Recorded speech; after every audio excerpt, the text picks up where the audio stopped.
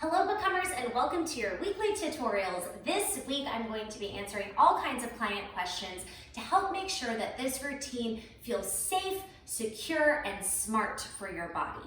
We are going to be covering both alternatives and amplifiers depending on what you're feeling. And then I'm also going to highlight 2 foundation tutorials that are going to support you with the routine this week that you can really dive into and get deeper into the form in some of our moves. So let's get started. So this week we kind of randomly have quite a few clients that are experiencing a hand injury and any type of pressure or weight on the hands is not feeling good. So there are 2 different series in the routine this week where you're asked to put pressure on your hands. The first place is in the lunge stability series. So I want to give you 2 options for releasing weight on your hands. The first one is going to be best if you can put a little bit of weight on your hands. So when we're in that lunge to stability series, instead of being on all fours like this, you do have the option to lift up to your fingertips or to do this with your hands in fist. Now, I'm not sure if this is going to feel right for you, but I just want to provide this option here. Fingertips or the fist, you can do the entire series this way, and that's going to take some pressure off of your hands. The other option is to move away from the floor by using the chair, which I'll show you right now. Okay, the chair option. Good news, I showed this version several different times in the routine, so you'll have a direct visual when you're doing this. I do want to mention, not only is this a good option for releasing weight from the hands, but this is also a great option for anyone with neck issues. My mother, mama, this one is for you. You do it on the chair. Okay, so as far as like releasing the weight, so if I take this series here, in and out, I want you to notice that I've really shifted my weight backwards, so I actually don't have any pressure on my hands here. You could lightly touch your fingertips and quite literally take this entire series in this position. The good thing about this is that it does not make it easy, okay? So you won't be missing out. What it does is it creates more weight on the standing leg. So much like a lunge for the standing leg, you'll get a lot of glute work in this standing position as opposed to being a little more forward, and now this is going to be like more chest and core here. Does that make some sense, y'all? So shift the weight backwards, lightly touch the fingertips. You will be working core, stability, and both of your legs.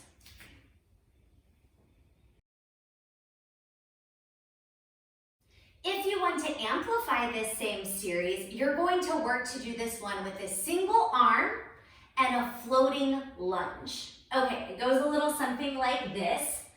I'm going to take left leg out, right arm up. So it's opposite hand and leg. The counts would go in 1, out 2, in 3, out 4, 5, and 6. So all of that is much more challenging for the balance. And then on 7, 8, the arm sweeps back, the leg sweeps forward. Now, keep this arm up here floating as you lift, because that's where you're really going to get a lot of the challenge. So you come up 1, twist 2, down 3, 4, around 5, 6. Do take the reset, 7 and 8. Again, it's in and out, in and out, in and sweep here, around we go. Lift up, twist, balance, woo, take it down, sweep it back, 5 and 6, reset, 7 and 8. Good luck. Okay, the leg series has our single leg bridging work plus a spinal twist. Now, a couple of you were asking about knee pain in the bridging work. There is a full video that I really encourage you to watch. It's called Single Leg Bridging. We have it highlighted on this page this week. That one is going to dive way more into the muscle that you need to find. My quick tips for releasing knee pain, okay? One is to step your front leg forward. This is almost always going to help. Sometimes you have to step it more forward than you realize. Sometimes you really have to play with exactly where this foot is. But with the way the body works, if the knee is in too close, the knee will jump forward when you lift the hips, and that instantly causes knee pain, okay?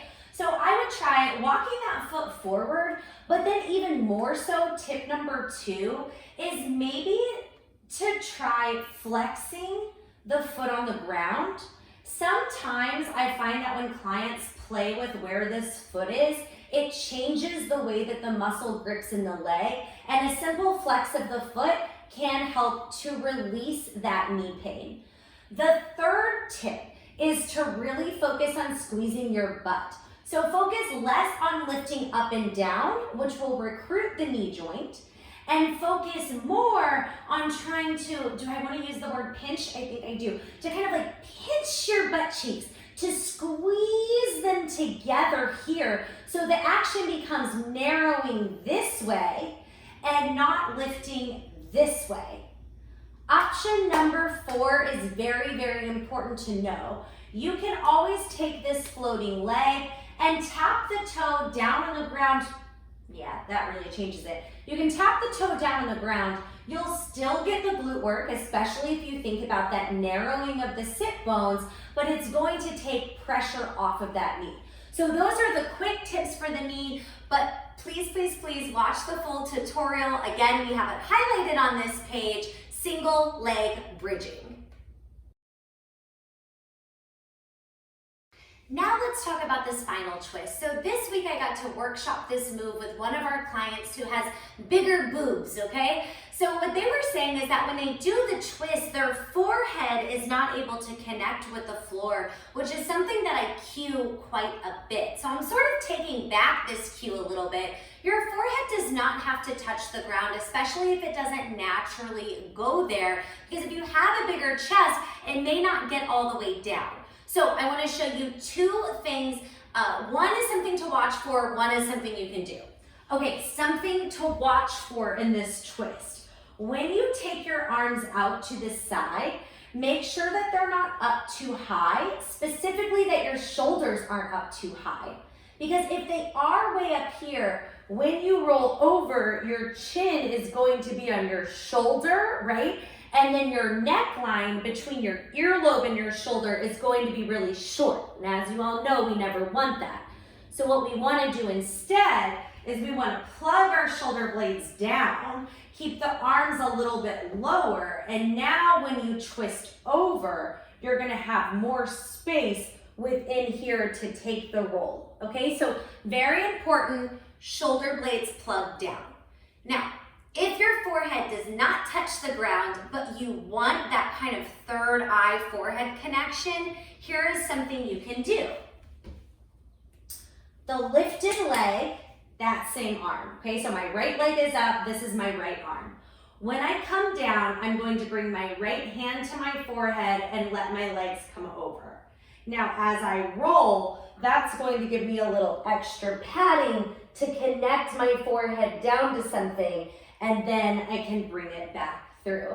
Yeah, does that make some sense? I also want to discuss where you should feel the stretch in the spinal twist. So this is going to be completely dependent on where you are tight, which means when you do the spinal twist, you may feel it in this top leg, you may feel it in this bottom leg, you may feel it in your chest and shoulders. You could feel it in a variety of different places. You could also feel it in the side of your waist, your back, your spine, this bottom shoulder. There's actually no wrong place to feel this stretch that I can think of. The only thing we don't want is tightness in our neck, which goes back to what I previously talked about. But this one, the stretch can land in all different places according to where your body is tight, and it may not feel the same on both sides. For the oblique and leg series, where we are moving from a lunge to a squat, down to a plank, and then back up again, there is an option for the chair. We had some questions about how wide should the feet be. Okay, so really what you want is a nice, decent hip width maybe like a step wider, okay? It's not going to be bad if you're in too close or out too wide. I really think you can do what feels most comfortable for your body. However, it may be helpful to kind of mark a spot on the mat, so every time you come back up from the plank, you can see if you're landing in the same spot. Now, for those of you who have the Become mat, I purposely put lines along the outside, which is not very common on a mat, to help you with specifically this. So I love kind of lining up my feet with those lines and using it as a marker. If you wanted to be a little closer in a more narrow stance, you could take the outside edge of your foot to the line. You could go in a wider stance, taking the inside edge of your foot to the line, or where I prefer it are my feet right on the lines, okay? So that should set you up in a good spot. The other thing I want to mention is the Become Lunge tutorial really talks about the form between a Become Lunge and a squat. Squat, Become Lunge, okay? Really the only thing that is changing is the leg and the upper body stays hinged forward. I do encourage you to watch that one this week. I have also highlighted it so you can find it really easy, but I think it's going to give you some great tips about this series. Circling back to where we started this tutorial, this series is the only other series where you are asked to put any weight on your hands. So again, for those of you who are unable to put any weight on your hands this week, I have a couple of options for you. You'll notice that I'm here close to a wall, actually a window because that's what I have at the house, but you could do this series taking the plank to the wall. So you go Become Lunge to your squat,